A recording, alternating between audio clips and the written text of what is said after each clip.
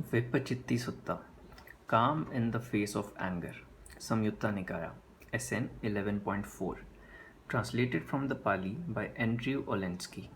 Reading from accesstoinsight.org, Thursday, May 12th, 2022. Translator's Introduction. This noble teaching on how to respond when faced with anger is placed in a mythical setting. The story is told by the Buddha of a great war between Devas, gods, and Asuras, demons, that took place in ancient times. The Devas are ultimately victorious, as they are in the Greek and Norse versions of the same myth, and capture Vepacitti, the ruler of the Asuras. Bound in chains, he is brought to Tavatimsa and into the presence of Sakka, a ruler of the gods. Being the demon that he is, Vepacitti hurls a torrent of abuse at his captor, calling him all sorts of insulting names, the catalogue of which in the commentary is most interesting. Sakka, however, is unmoved, inspiring Matali, his charioteer, to begin the following poetic exchange. The poem is in the prevalent Vatta meter, with 8 syllables per line, and contains much subtle wordplay. For example, the words Bala, fool, and Bala, strong, dance with one another throughout the piece, appearing fully 17 times, nowhere more intimately than in the frolicking alliteration of lines 31 and 32.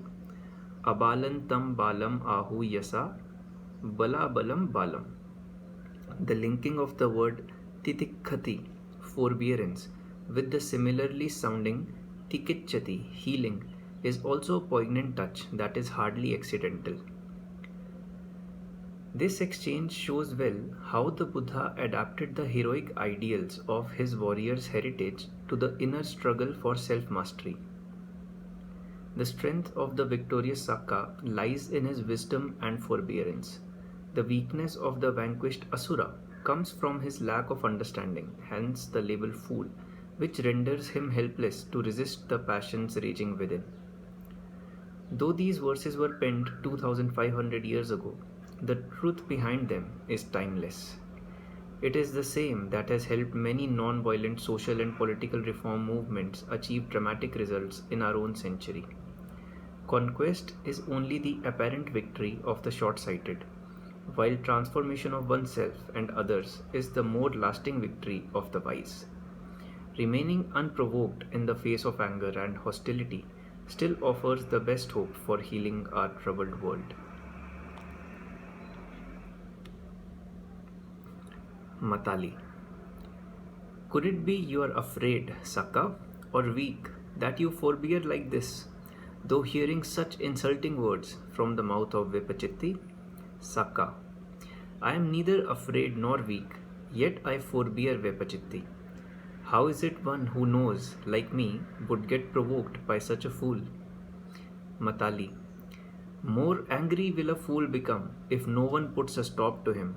So let the wise restrain the fool by the use of a mighty stick. Sakka. This is the only thing I deem that will put a stop to the fool. Knowing well the other's anger, one is mindful and remains calm. Matali. This very forbearance of yours, Sakka, I see as a mistake. For when a fool reckons like this, from fear of me he does forbear. The dolt will come on stronger still, like a bull the more that one flees. Sakka. Let him think whatever he likes. From fear of me he does forbear. Among ideals and highest goods, none better than patience is found. For surely he who, being strong, forbears the ones who are more weak, for ever enduring the weak, that is called the highest patience.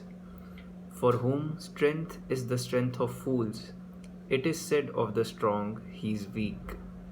For the strong, guarding the Dhamma, contentiousness is never found. It is indeed a fault for one who returns anger for anger. Not giving anger for anger, one wins a double victory.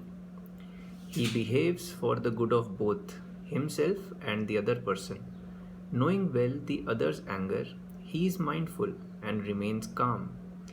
In this way, he is healing both himself and the other person. The people who think he is a fool just don't understand the Dhamma.